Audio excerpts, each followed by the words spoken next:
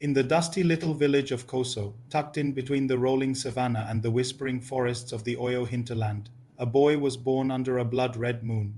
His name, given by his mother Abeni, was Aderoju, which means the crown has risen again.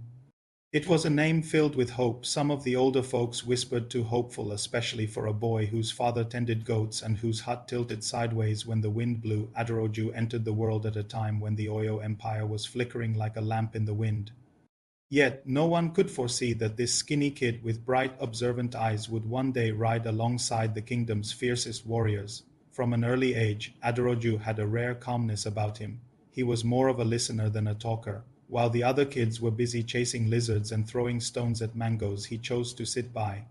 The old griot, Baba Odede, soaking in stories about Shango the thunder god and the great Ilorins who once ruled with pride and justice. Aderoju had a particular fondness for stories about the Eso Ikoyi, the cavalry warriors whose names still echoed in songs during moonlit festivals. By the time he turned 10, he could recite the names of all the Ilorins, the 7 Oyo Messi kingmakers, and even the sacred incantations that the Ogboni elders used when making decisions. But his heart truly belonged to the market. Whenever his father allowed it, Aderoju would accompany his mother to the bustling market in Igboho, where traders from Dahomey, Nupe, and even distant Timbuktu brought their exotic goods. He carried bags, ran errands, and observed everything. He noticed how kola nuts changed hands, how horses were evaluated by the way they moved, and how women bargained with the intensity of queens.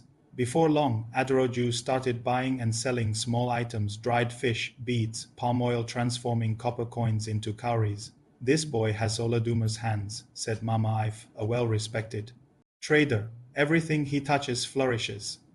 By the age of 15, Aderoju was no longer struggling. He had goats, a small yam farm, and even saved enough to pay a blacksmith's apprentice to make tools for him. Still, he found time to return to Baba Odede's mat for more stories. The griot had aged, his voice unsteady, yet his tales remained vivid. "The kingdom is trembling, Aderoju," he said one evening. "The Ilorin is wise, but he's surrounded by treachery. The Dahomey are restless, and a Fonja of Ilorin's eyes shine with deceit." Aderoju didn't reply, but his fists tightened in response. One day, when he was 17, a loud cry rang out across Koso. It was the royal trumpet. An emissary from Oyo Isle had arrived. They were calling for warriors. "The empire needs brave men," the messenger declared.